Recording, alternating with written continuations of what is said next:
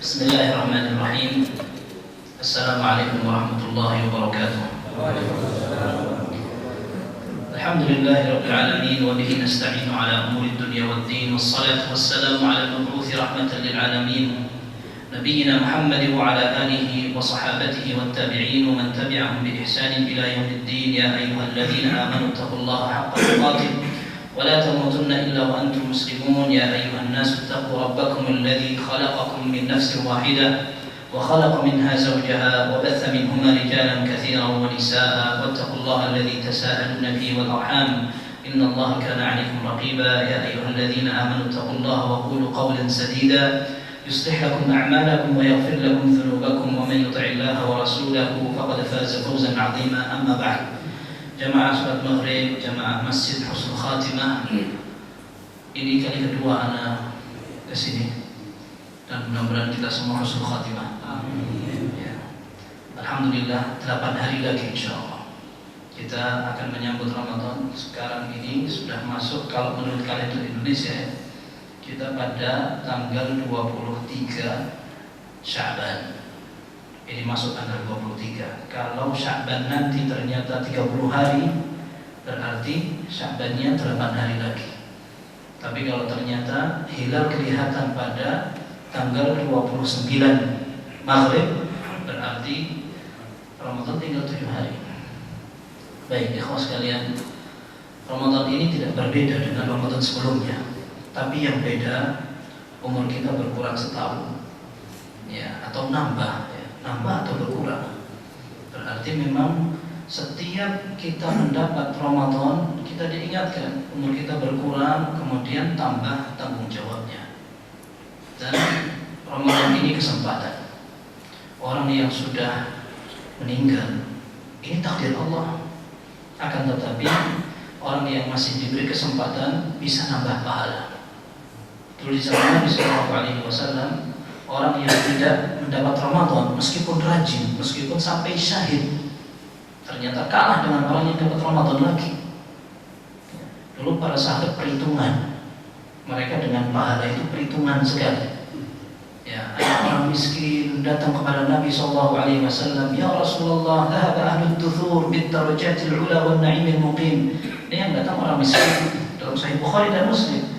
Mereka lapor ke Nabi SAW curhat, ya Rasul, dia orang kaya ya. Nah, kenapa kata Nabi SAW? Qalu yasumun kama nasum wa yusallun kama nusalli wa yatasaddaquna bi fuduli amwalihim.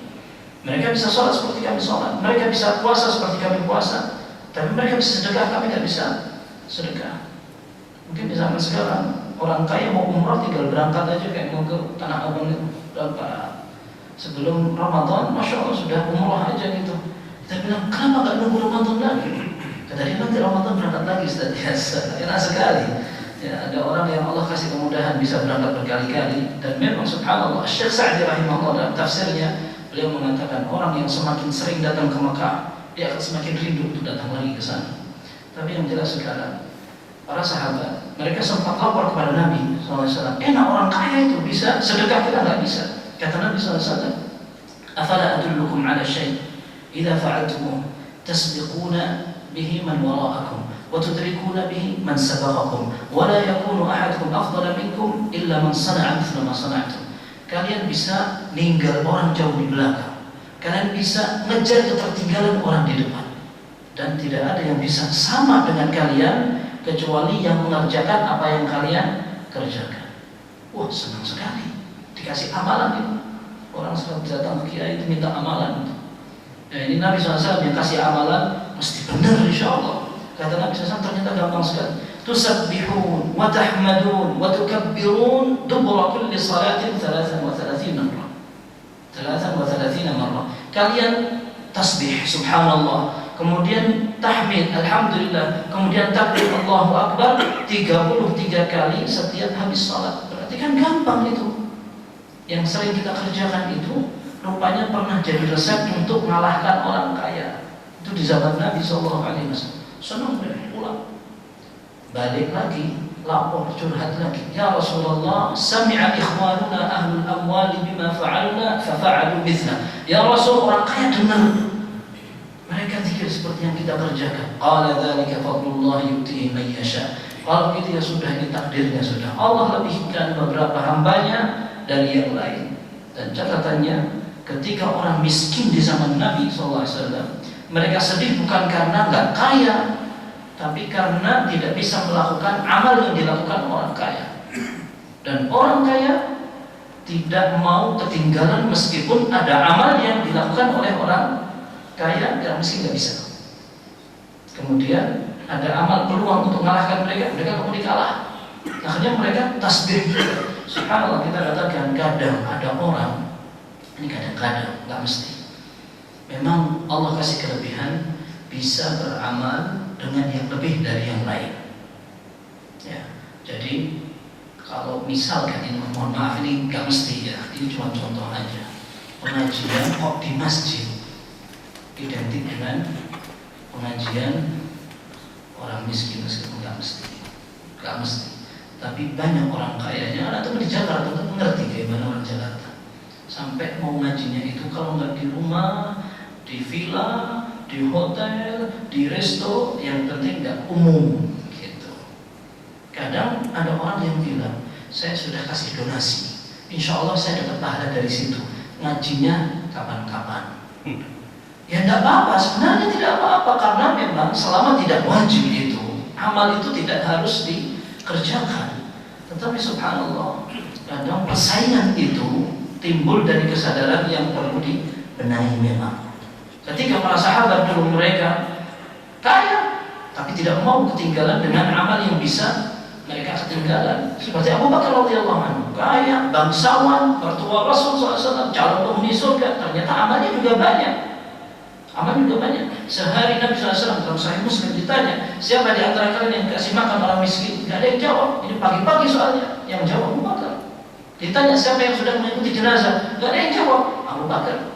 Ditanya lagi siapa yang sudah mengunjungi orang sakit? Gak ada yang jawab kecuali Abu Bakar. Kemudian terakhir siapa yang sudah kasih makan orang miskin? Maka ternyata Abu Bakar empat-empatnya itu. Maka kata Nabi SAW, majtama'na fi imri'in illa dakhala al-jannah. Tidak berkumpul empat hal ini dalam satu orang dalam satu hari kecuali orang itu bisa masuk surga. Tapi maksud anak, ini perhitungannya dulu para sahabat gak mau ketinggalan amal apapun. Dan subhanallah, orang sama-sama bisa beribadah, ini nikmat dari Allah, nikmat benar. Dan realitanya ada orang tidak sholat, tidak puasa. Jadi tak lagi insya Allah nih kita sudah mulai bau aroma Ramadan, orang mulai senang ke masjid. Nanti biasanya panitia hari besar Islam di masjid mana itu pasang flyer, pasang spanduk marhaban ya Ramadan. Biasanya kayak gitu kan di sini. Ya, biar pasang gitu kan marhaban Ramadan. Kadang itu gak dicopot tuh sampai Ramadannya lewat tuh gak dicopot biasanya. Baik itu. Tapi orang-orang ibadahnya gak berubah. Hari pertama tarawih sampai nutup jalan. Hari kedua berkurang sedikit. Hari ketiga jalannya sudah kebuka. Tidak usah nunggu seminggu lewat, sudah balik lagi. Kata takmir itu kemajuan rutin. Itu softnya yang maju. Itu sudah menjadi obrolan dan obralan. Baik, ikhlas sekalian. Kita lihat bahwa kalau kita berbincang tentang bulan Ramadan, tidak ada amal baru, tidak ada ibadah baru. Karena semua yang dikerjakan di bulan itu, semua dikerjakan di selain bulan Ramadan. Tidak ada amal baru, tidak ada. Tapi kalau persiapan, iya persiapan. Karena kalau nggak persiapan, berat. Karena ada sedikit saja yang ditambah. Contohnya, sholat malam. Sholat malam dan tidak malam banget. Tarawih itu sebenarnya tidak berbeda dengan tahajud. Qiyamul lail. Dan dalam hadis dikatakan, man qama ramadhana imanan wa ihtisaban. Siapa yang berdiri, maksudnya sholat tarawih di Ramadan, karena iman kepada Allah dan berharap pahalanya, ghufira lahu ma taqaddama min dhanbi, akan diampuni dosa yang telah lalu. Itu menjadi dalil salat tarawih dan tidak ada lafaz dalam hadis man shallat tarawih, enggak ada. Karena hukum asalnya qiyam Ramadan itu tarawih tahajud sama, pelaksanaannya sama. Tapi rasanya beda. Terutama malam pertama dan malam kedua sudah beda itu. Malam pertama kan kita belum buka. Malam kedua agak berat karena sudah buka. Berharap nanti imamnya nggak panjang-panjang. Ya. Dan subhanallah, Kita katakan orang kalau persiapan siang tidur dulu, kemudian makan secukupnya, maka ketika sholat bisa menikmati. Kita katakan bahwa kita ingin ada tambahan yang lebih istimewa dari hari-hari biasanya. Kalau tidak, maka Ramadan kita tidak lebih dari Ramadan rutinitas. Apalagi kalau ditambah orang kadang-kadang menunda. Ini masih malam pertama, nantilah doanya malam kedua, lewat lagi malam ketiga sampai 1 pekan, hatam belum, ngaji sampai 1 juz juga belum sampai. Artinya penundaan itu sudah lazim dilakukan, sehingga tidak ada perubahan. Ramadan itu sama dengan tahun-tahun sebelumnya. Sekalian, Anda katakan bahwa ini kesempatan yang bisa nambah amal. Di zaman Nabi SAW, Rasul SAW pernah menyebutkan gara-gara orang bisa puasa Ramadan masuk surga duluan. Masuk surga duluan. Hadisnya masyhur. Disebutkan dalam Musnad Imam Ahmad dan juga Sunan Ibnu Majah, disahihkan oleh Syekh Al-Albani. Anna rajulaini min Badiyyin qadima ala Rasulillah sallallahu alaihi wasallam wa kana islamuhuma jami'an. 2 orang dari sahabat datang ke kota Madinah menemui Nabi sallallahu alaihi wasallam, masuk Islamnya baru. Wa kana ahaduhuma ashadda ijtihadan min al-akhar. Cuman yang satu lebih rajin dari yang lain. Artinya 2 orang, yang satu lebih rajin. Fa ghazal mujtahid hatta istushhid. Maka yang lebih rajin ini jihad, syahid, meninggal. Syahid, siapa yang enggak kepengen itu? Meninggalnya enggak sakit. Seperti Qorsatun Namlah aja, katanya itu kayak digigit semut aja itu orang syahid. Kemudian thumma makatha al-akhar ba'dahu sanah. Yang satunya lagi dia enggak jihad dan tidak syahid, dihidupkan oleh Allah setahun lebih, baru setelah itu wafat. Wafatnya pun biasa. Yang cerita ini sahabat namanya Talha ibn Ubaidillah. Talha ibn Ubaidillah mimpi. Qal ka'anni ra'aitu fima yara an-na'im. Ketika aku tidur, aku seolah melihat ana bi babil jannah, aku di pintu surga. Idza ana bihima, ternyata aku ketemu 2 orang itu di pintu surga. Fa kharaja kharijun minal jannah fa adzina lil ladzi tuwfiya al-akhir minhuma, thumma kharaja kharijun fa adzina lil ladzi istushhid. Tahu-tahu ada yang keluar dari surga mempersilahkan yang matinya belakangan. Fadhal masuk. Masuk, kemudian keluar lagi yang dari surga. Dipersilahkan orang yang semangat dan rajin tadi sampai syahid, baru dipersilahkan masuk belakangan, masuk surganya. Thumma raja'a ilayya. Kata Talha, kemudian orang itu datang lagi ke ana. Lalu dia mengatakan, irji' fa innahu lam ya'ni laka ba'd. Kamu pulang, kamu baru waktunya. Kamu pulang sana. Bangun Talha. Fa asbaha yuhadditsu bihin nas. Maka dia cerita ke orang-orang Madinah. Sampai berita ini didengar Nabi sallallahu alaihi wasallam, wa haddatsuhu al-hadits. Sampaikan sekalian kepada Nabi SAW menceritakan. Maka komentar Nabi SAW, min ayyi dzalika ta'jabun. Kalian ragu atau heran dari apanya? Qalu ya Rasulullah, hadza kana ashadda ar-rajulain ijtihadan wa dakhala hadha al-akhir jannata qabla. Ini orang lebih rajin, mati duluan. Tapi kenapa yang masuk surga malah yang belakangan, yang biasa-biasa aja? Jawab Nabi SAW, alaysa qad makatha hadha ba'da sanah. Bukankah orang ini sudah dipanjangkan umurnya 1 tahun? Wa adraka Ramadan fasam, dia sempat nambah puasa sebulan. Wa shalla kada wa kada lillahi sajdatan fis sana. Selama setahun dia nambah salat, nambah sujud untuk Allah sekian selama 1 tahun. Qalu bala ya Rasulullah. Iya, dia sudah nambah amal selama 1 tahun. Kata Nabi SAW, fama bainahuma ab'adu mimma bainas samai wal ardh. Perbandingan pahala 2 orang ini lebih jauh daripada langit dan bumi. Catatannya, umur orang beriman itu mahal. Kadang orang bilang, anak gak pengen ngerepoti cucu, gak pengen ngerepoti orang sekitar. Terus tua, waktunya gantian. Kadang ngomong kayak gitu basa-basi juga. Ya kalau dibilang mau berangkat hari ini tahu belum sih, ya sama aja. Tapi maksudnya kadang orang itu merasa saya ini sudah tua. Tapi subhanallah, tua itu manfaat kalau untuk beribadah kepada Allah. Kita bayangkan dapat Ramadan, dapat sholat, tambah pahala. Itu belum ngaji Qur'annya. Ramadan itu juga bukan amal baru kalau ada orang ngaji Al-Quran, tapi Nabi SAW menambah porsi bacaannya. Dulu para sahabat sampai ada yang khatam setiap hari, kayak Utsman bin Affan radhiyallahu anhu. Setiap Ramadan, setiap hari khatam 30 kali. Kita sekali khatam 30 hari. Kalau khatam, Anda bilang orang yang ingin khatam, dia paling tidak harus ngaji satu hari, satu juz, satu halaman. Kalau ingin khatam sekali dalam satu Ramadan, maka minimal dalam satu hari harus ngaji satu juz lebih satu halaman. Karena satu bulan kadang-kadang 30 hari, kadang-kadang 29 hari. Kalau khatam seperti itu, direncang dari awal biar nggak capek. Malam Ramadan pertama langsung habis tarawih ngaji.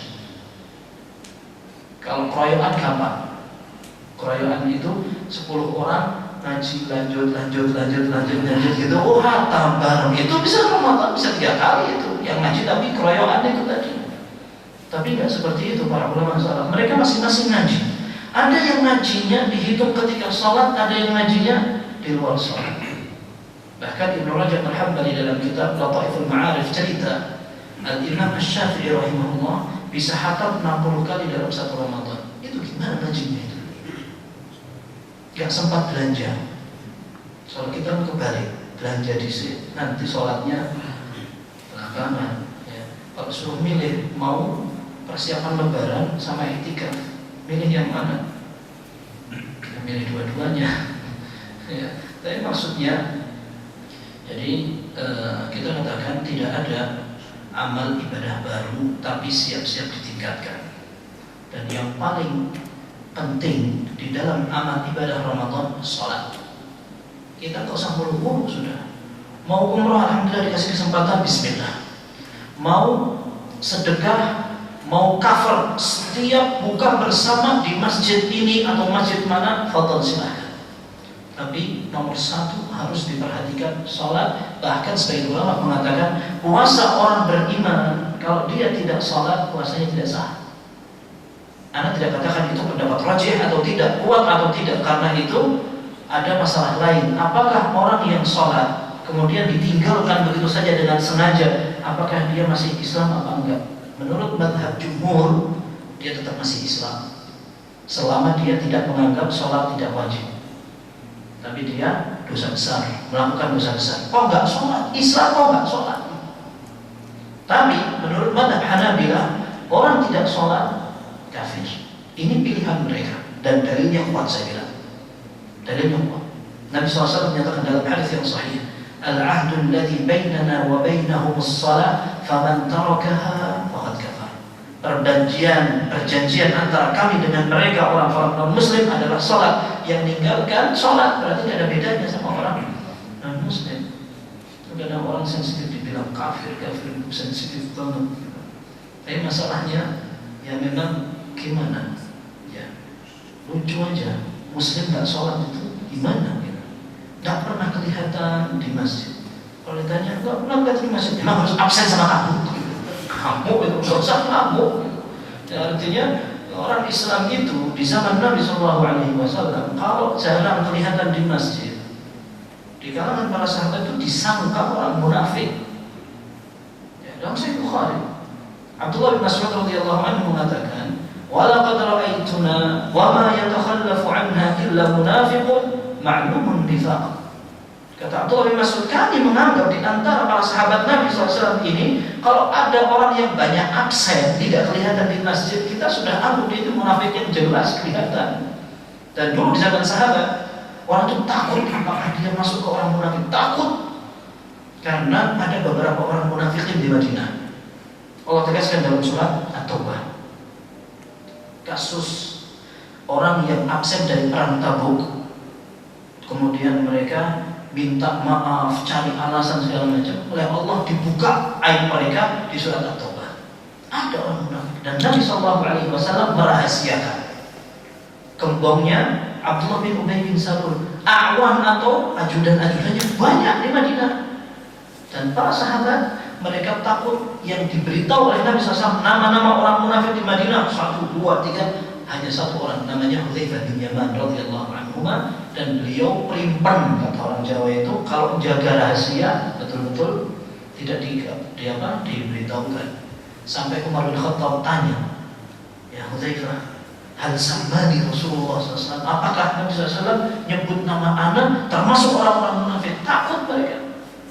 Seorang tabi'in mengatakan, adraktu 30 min ashabi Rasulullah sallallahu alaihi wasallam kulluhum yakhafuna ala nafsihi nifaq. Kalau tidak salah namanya Abu Abdurrahman As-Sudami, saya lupa namanya. Ini seorang tabi'in, dia mengatakan, aku mendapatkan sekitar 30 orang sahabat Nabi SAW masing-masing takut kalau dia termasuk orang munafik. Takut. Zaman sekarang biasa aja, mau munafik mau apa bebas. Ya, dan dulu orang munafik ini terkenal paling malas sholatnya.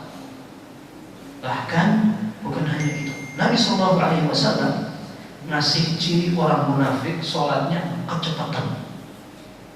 Kalau orang sholatnya kayak ayam jago yang matuk, cetak ini orang munafik sholatnya kayak begitu. Dalam Sahih Muslim, ini disebutkan dalam hadis Sahih Muslim riwayat Anas bin Malik radhiyallahu anhu, Nabi sallallahu alaihi wasallam menyatakan, "Ala ukhbirukum bi salatil munafiq?" Mau enggak aku tunjukkan kepada kalian gayanya orang munafik kalau salat? Qala yad'ul asr. Dia tidak salat asar, nunggu. Dalam riwayat lain redaksinya mengatakan yarqubus syams. Dia tunggu matahari hatta idza kanat baina qarnay syaitan, sampai ketika matahari ini hampir terbenam. Hampir terbenam berarti waktunya itu hampir habis sholat asar itu. Antara dua tanduk setan. Dua tanduk setan itu kalau seandainya setannya di barat, kemudian ada orang melihat ke arah barat, matahari seolah-olah masuk ke tanduk setan itu sejajar, seolah-olah di pandangan orang yang melihat ke barat waktu mau terbenam itu seperti mataharinya masuk ke dua tanduk setan. Itu maksudnya. Sampai ketika matahari sudah masuk ke tanduk setan ini, qama fanaqaraha arba'an la yadhkurullaha fiha illa qalila. Cepat-cepat salatnya dia 4 rakaat. La yadhkurullaha fiha illa qalila. Enggak zikir kecuali sebentar. Enggak tahan mau salat. Malas soalnya. Nah, ini ciri orang munafik. Kita katakan orang beriman yang sejati itu bukan yang mulu-mulu amalnya banyak, tidak mesti. Tapi ada orang rajin sholat sudah itu biidznillah Allah jaga dia. Dan Allah Azza wa Jalla katakan hafizu 'alas salawat, jaga itu sholat. Ibnu Rajab Al-Hambali rahimahullah, beliau mengatakan bahwa ini menjadi perhatian pertama untuk orang yang ingin dijamin oleh Allah. Dalam syarah hadis, ihfazillaha yahfazuk. Peliharalah Allah, ketentuan, perintahnya, larangannya, nanti kamu akan dijaga sama Allah. Di antara yang harus dijaga, sholat. Ini kalau seandainya orangnya masih sholat tapi kecepatan, maka seperti orang munafik. Dulu di zaman Nabi Sallallahu Alaihi Wasallam ada orang yang sholatnya kecepatan suruh badani, suruh ulang. Disuruh ulang, bolak-balik suruh ulang sampai 3 kali, sampai dikenal hadis itu dengan hadis al-musii salatahu, orang yang sholatnya jelek. Itu dikenal hadis itu dengan sholat orang yang sholatnya jelek. Ketika Abu Hurairah cerita dalam Sahih Bukhari dan Muslim, beliau masuk masjid, yaitu Nabi SAW. Abu Hurairah lihat, kemudian setelah itu datang seorang fasalla, dia sholat. Setelah sholat, thumma jaa fasallama ala Nabi sallallahu alaihi wasallam. Dia datang bertemu dengan Nabi sallallahu alaihi wasallam. Kemudian mengucapkan salam. Dijawab oleh Nabi sallallahu alaihi wasallam, kemudian beliau mengatakan, "Irji' fasalli fa innaka lam tusalli." Kamu balik, kamu sholat lagi karena kamu belum sholat. Loh, tadi sudah sholat. Nabi SAW lihat kok. Bahkan dalam beberapa riwayat dikatakan Nabi SAW itu memperhatikan banget orang itu sholatnya gimana. Jadi kayak kita masuk masjid kemudian ada kiai itu ngawasi sholat orang ini gitu.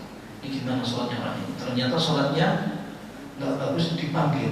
Nah, kamu sholatnya kurang bagus. Mohon maaf Pak, sholatnya tadi masih salah. Coba mohon maaf diulang lagi. Kira-kira sholat kedua gimana?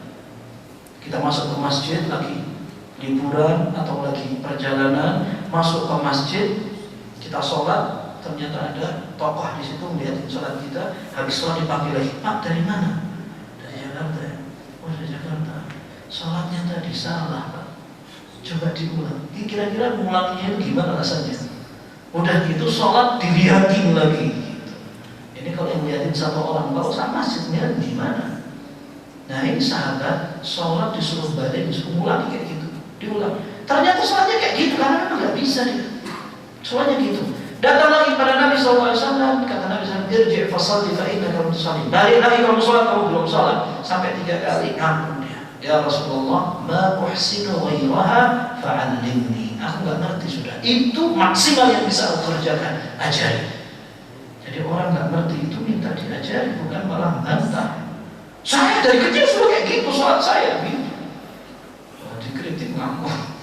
Ya, tidak ada ya sholat yang lebih hebat kecuali sholatnya Nabi SAW.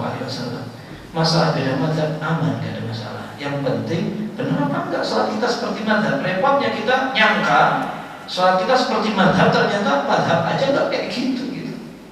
Tapi sholatnya ngawur. Baik, kata Nabi SAW sudah begini. Idza qumta ila shalah fakabbir, thumma istaqbil qiblah. فكبر ثم اقرأ ما تيسر معك من القرآن ثم اركع حتى تطمئن راكعا ثم ارفع حتى تعتدل قائما ثم اسجد حتى تطمئن ساجدا ثم ارفع حتى تعتدل جالسا ثم افعل ذلك في صلاتك كلها حتى تقضيها. Kata Nabi SAW, kalau kamu sholat ada kiblat, takbir, kemudian baca yang mudah kamu baca, kemudian kamu rukuk sampai tenang, tumakninah. Setelah itu kamu angkat kepalamu iktidal sampai jejak, sampai tinggi, tenang berdirinya, sempurna berdirinya. Kemudian sujud sampai tenang sujudnya. Kemudian bangun untuk duduk sampai duduknya tenang. Kemudian sujud lagi, kemudian sampai selesai. Kamu lakukan semua sholat seperti itu sampai kamu selesaikan. Para ulama mengatakan ini merupakan ajaran tumakninah di dalam sholat. Jadi sholat itu harus tenang, tertib, kemudian tidak terburu-buru. Tidak dibedakan sholat apa saja, termasuk sholat malam. Maka kita katakan, bagaimana caranya tahun ini kita pengen sholat di masjid yang kita cintai, kita bareng satu komunitas, Masya Allah ya, kita kenal, kemudian kita bisa berusaha saling memotivasi gitu. Kemudian kita pengen sholatnya tambah baik dari sebelumnya. Gimana kalau masjid ini misalkan ya, satu malam 1 juz, Masya Allah, imamnya kepanjangan bisa dipakai lagi ya. Tapi maksudnya sekarang banyak masjid-masjid yang sudah menawarkan gaya bacaan yang bagus, tartil, bahkan dalam satu malam bisa 1 juz. Belum bisa 1 juz, setengah juz. Tidak bisa dibagi sudah tidak apa-apa. Nah ini kita dalam rangka memperbaiki kualitas sholat kita. Sudah tambah umur, kita ingin tambah kualitas sholatnya ya. Dan subhanallah, kalau melihat bagaimana gaya sholat para ulama ketika Ramadan dan Nabi SAW, Nabi SAW itu beliau pernah bersabda agar para imam tidak panjang-panjang sholatnya. Ya kan, kita pernah dengar itu kan?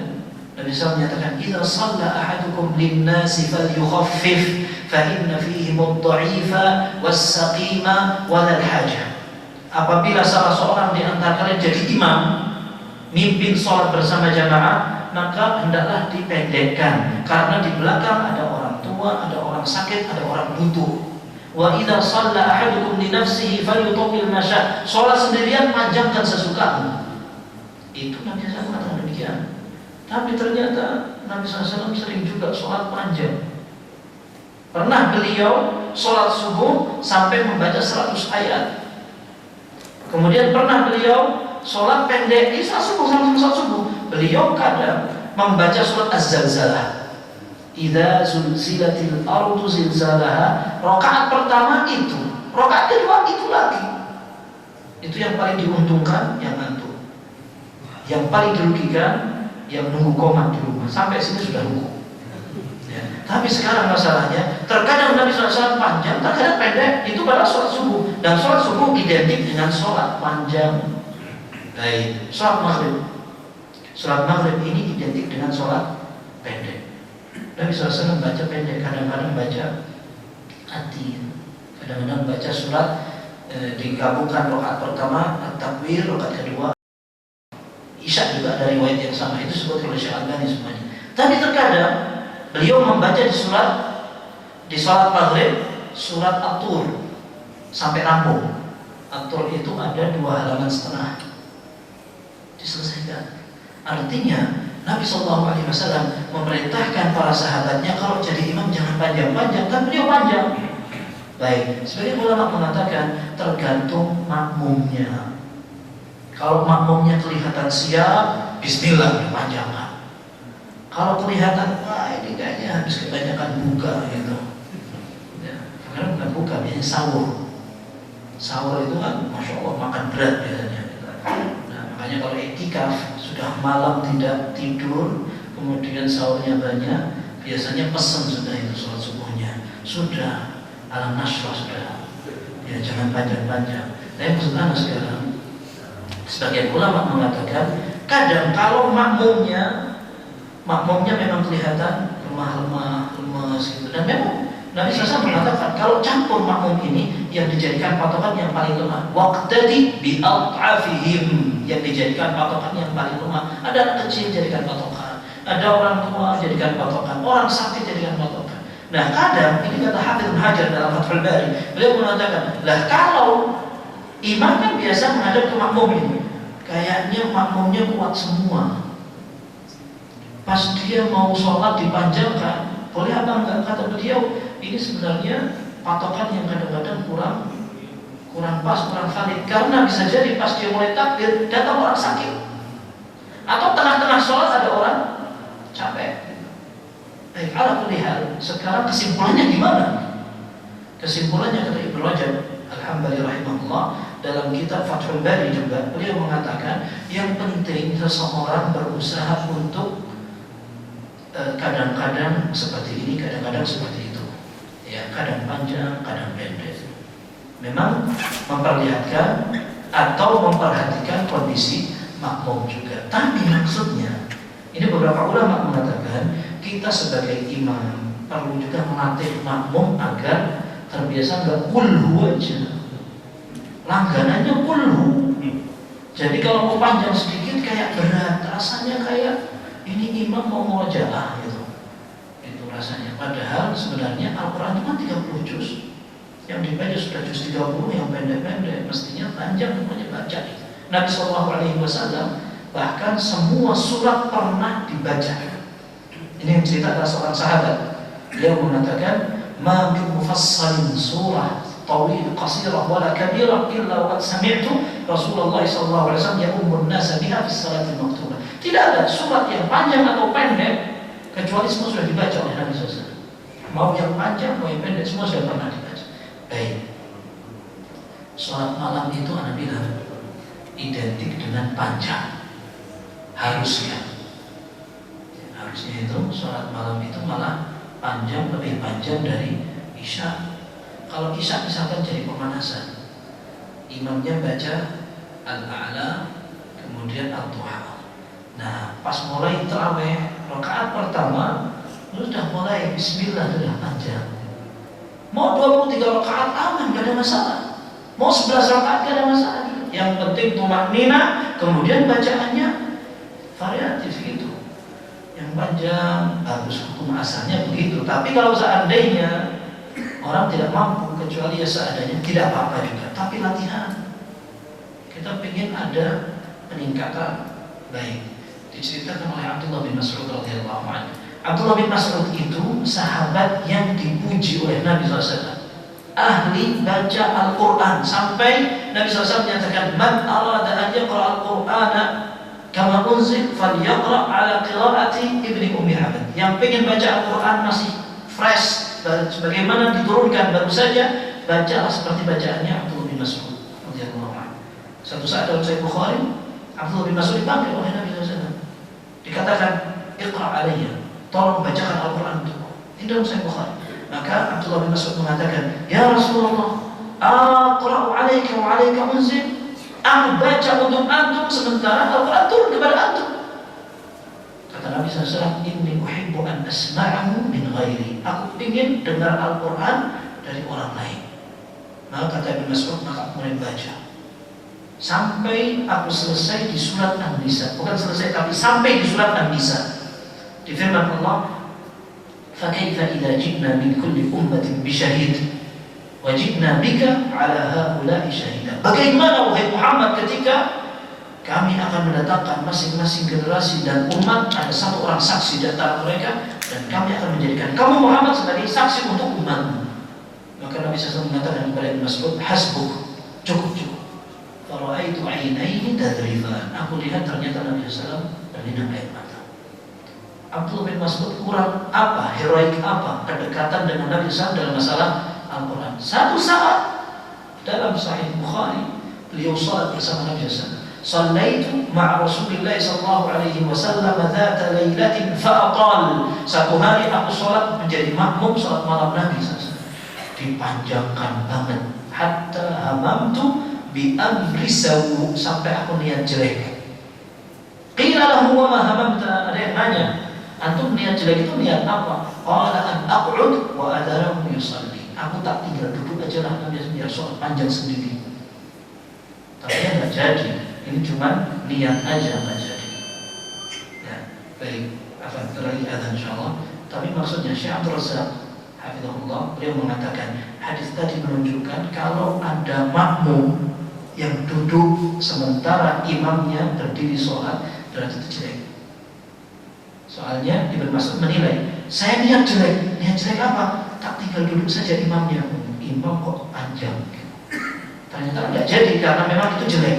Nah sekarang kata Syekh Abdul Razak, berarti kalau ada kebiasaan orang pas tarawih, biasanya rakaat pertama akan mulai dari awal, tapi 2 rakaat berikutnya nunggu imamnya sudah mau ruku. Jadi imamnya mulai Al-Fatihah, baca surat panjang. Kalau sudah kelihatan suaranya melandai, oh ini mau ruku ini, baru mereka takbir, ruku bersama imam gitu. Nah kayak gitu itu banyak. Saya bilang di Nabawi juga banyak. Tapi ya nggak bagus. Ya. Masa di Masjid Nabawi jadikan contoh kayak gitu? Kalau kayak gitu nggak bagus. Ya biasanya kalau sholat di masjid-masjid yang sholatnya panjang itu ada yang bertahan, nanti mundur dulu, mundur ya butuh nggak apa-apa. Tapi kalau mundur akhirnya nggak balik itu ya eman aja, eman gitu. Tapi ya nggak apa-apa. Baik, silahkan kata dulu.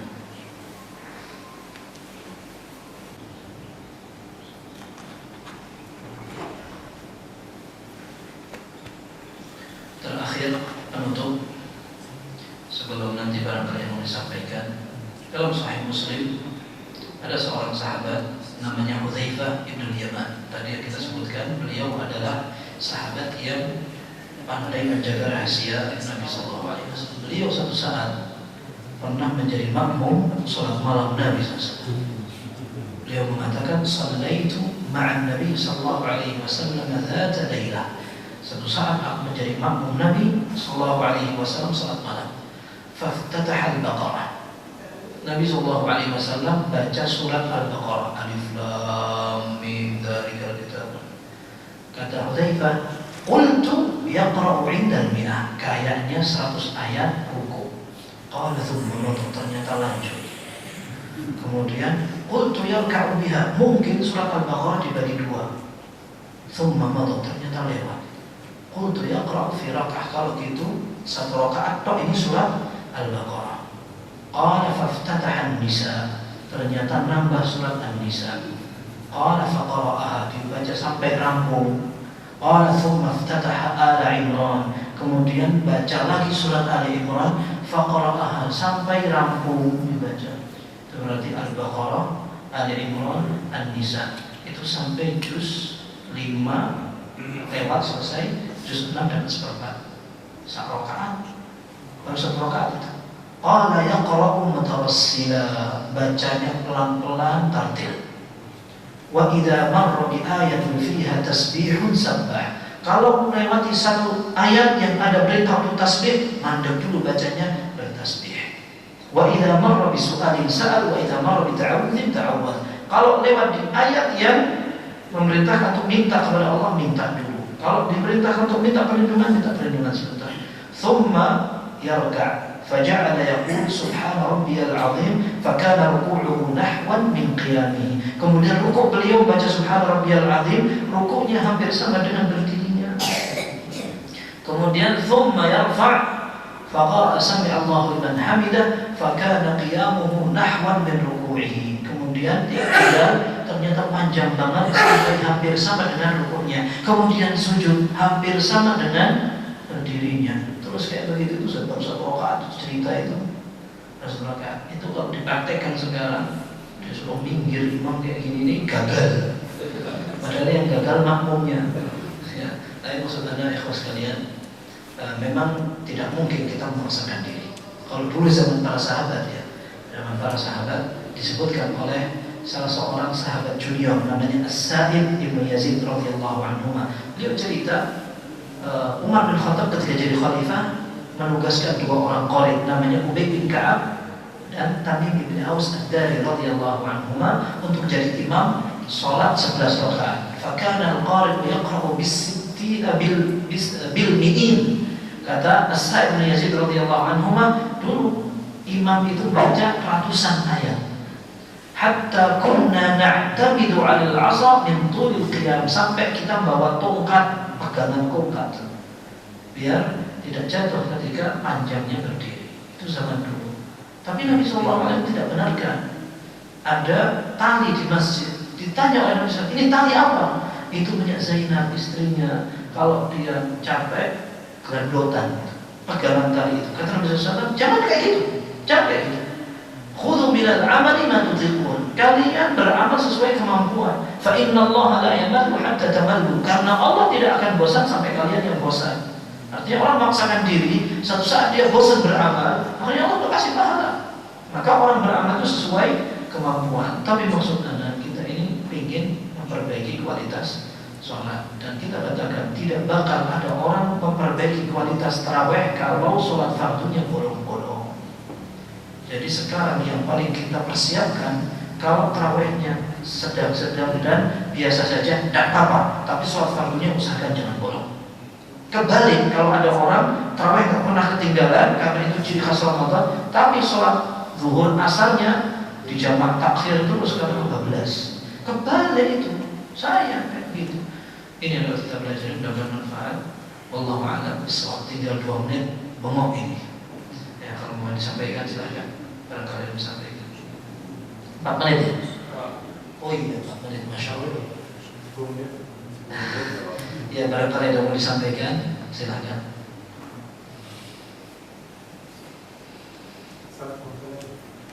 Kalau seseorang yang keadaannya sedang sakit, dia nggak bisa sholat dan badan berdiri terus, itu sholat dan duduk terus atau? Iya, yang pertama, sholat sunnah boleh sambil duduk. Tidak seperti sholat fardu. Sholat fardu ini para ulama mengatakan bahwa berdiri sebagai rukun untuk orang yang mampu. Kalau orang tidak mampu, sholat sambil tidur karena itu bisanya, tidak ada masalah. Tapi sekarang sholat sunnah, kalaupun kita mampu, tapi sholat sambil duduk, tidak apa-apa. Tapi pahalanya separuh. Nabi SAW menyatakan, sholatul qa'idi ala nisfi sholatil qa'im. Kata Nabi SAW.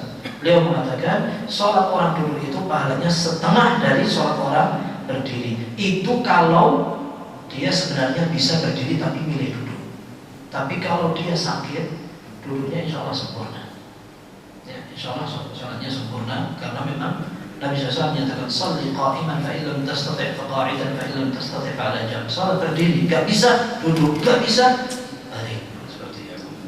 Sebenarnya walaupun bisa tapi milih duduk boleh juga. Boleh kalau salat tarawih. Salat sunnah. Nabi SAW beliau terkadang sholat sambil duduk. Kata para ulama, ketika beliau sudah mulai tua, sudah mulai 60 tahun dan mulai badannya besar, Nabi SAW mulai sering sholat sambil duduk, kata Aisyah. Itu memang dikatakan bahwa Nabi SAW mulai agak kemuan ketika sudah sepuh karena geraknya juga berkurang. Jadi kalau keluar karena gemuk itu tidak apa-apa, ya, tidak usah khawatir. Tapi Nabi SAW tetap sholat malam. Masalah kita makan gemuk tapi enggak sholat, ini